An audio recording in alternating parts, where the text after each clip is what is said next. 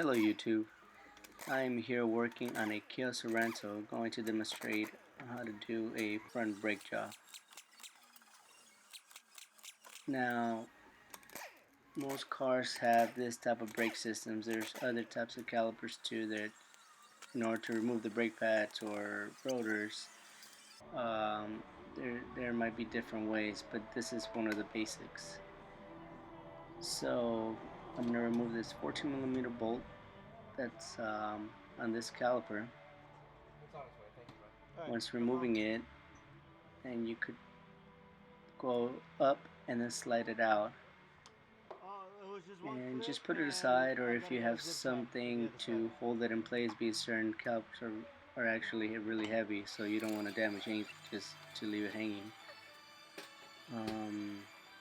I am going to perform a resurfacing of rotors on this, so that's why I'm wearing my safety glasses. Don't want any metal in my eye.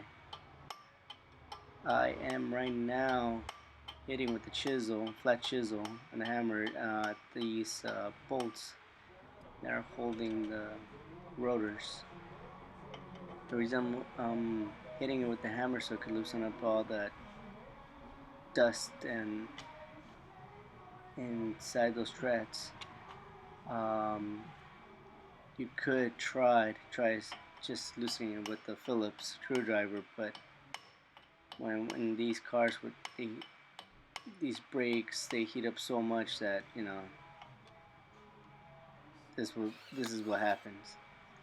So yeah, by hitting it with the chisel, I was able to get them loose, not damage anything, because I used a flat chisel.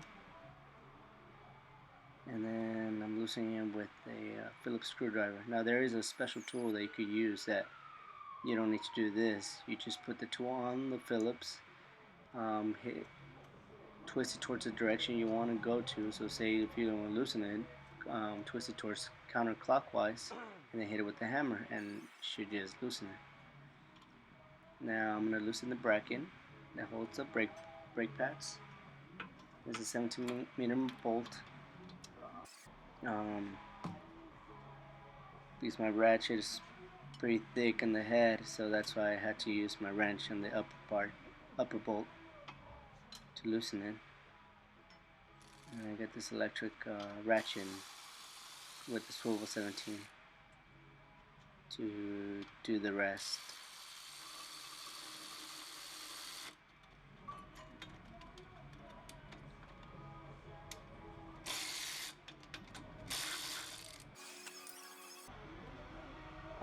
Again, I'm securing the caliper so it just doesn't fall off. And remove the rotor, and this is our brake lathe. Gonna secure it in place, make sure it turns evenly, so I don't resurface the rotor and actually take more than what I should. It has to be even in the machine. It's dusting off all that metal debris. Again, safety glasses first.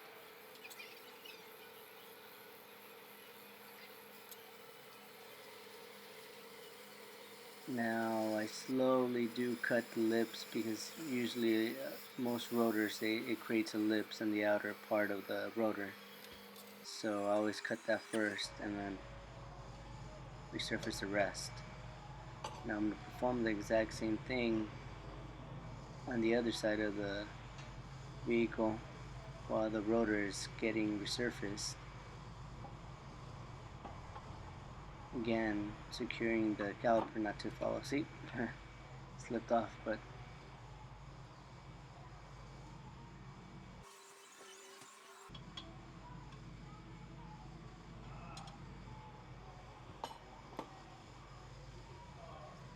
now I love using this ratchet because it's really long, so it makes a lot of jobs just that much easier.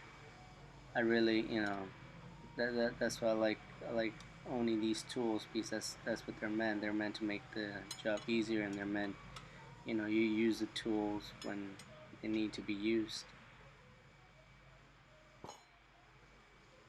Now I like loosening them, and then once they're loose, then that's when I use my electric ratchets to do, loosen the rest. Um,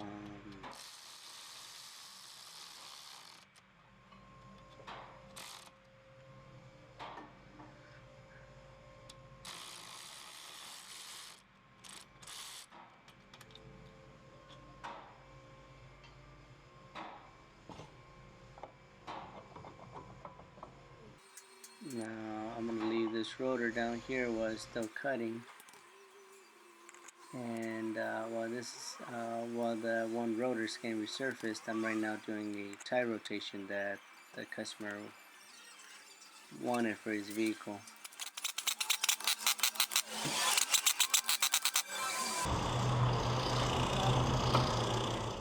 So now this rotor is, I'm done resurfacing the fast cut. I'm gonna go ahead and do a slow cut. While the slow cut is happening right now, I'm actually performing an oil change,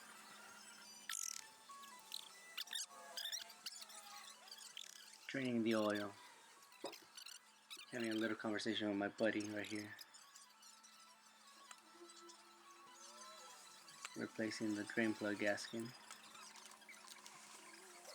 ensure the brake pads are the exact ones for this car. When the slow cut is done, remove that rotor and put back the right front rotor now in place, and do the same procedure as I did with the other rotor. Again, I have my safety glasses on this whole time because I have heard stories from friends of mine that gotten metal in their eye and it does not sound fun. So safety first.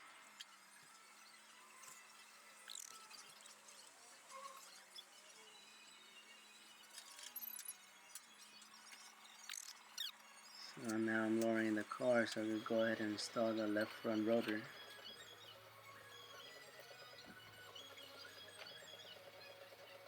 And now I'm practically going on reverse order on the front brake job. I'm installing back that bracket that holds the brake pads.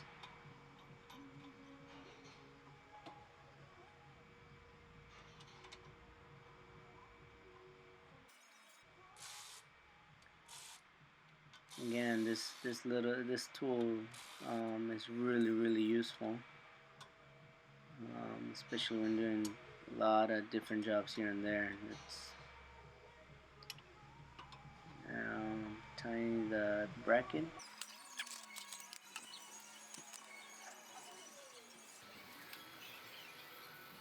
Rechecking the rotor has been resurfaced. So now the fast cut was done on this, and now I'm going to go ahead and do a slow cut. When that's happening, I'm putting, the brake pad hardware kit that comes with the new brake pads. Lubricating the back part of the shield that goes behind the brake pad.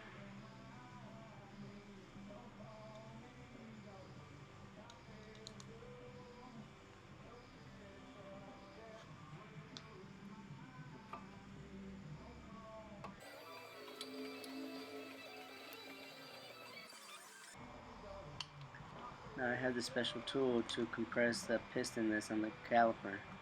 Now,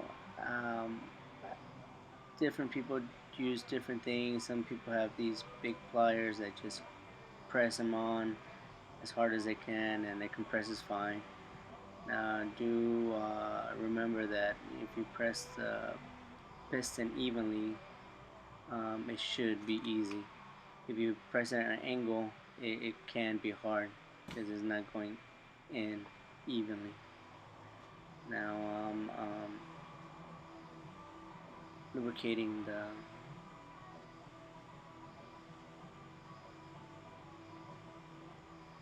caliper.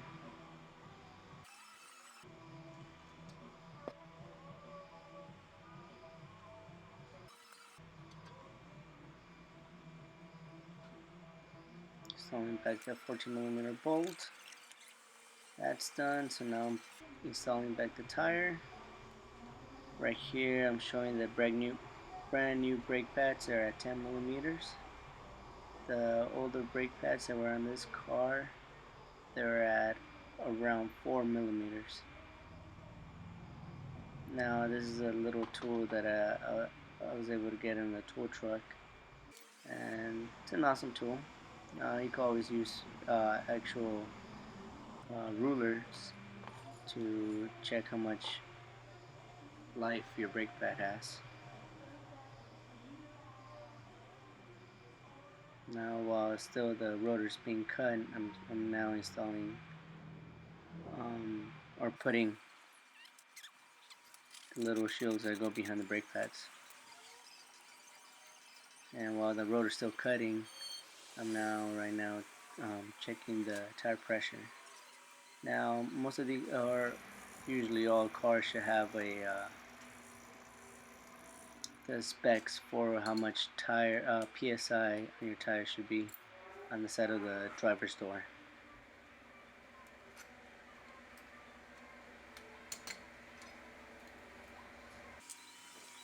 So there you have it. Finishing up this job.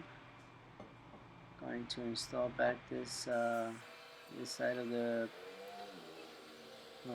car, the brake pad, the right front, and then going to, I believe this was about 4.5 or 5 quarts of oil that this car has. Again, it's always good to check.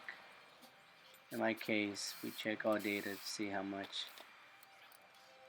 what's the specs on how much oil it needs. Engine after draining the oil.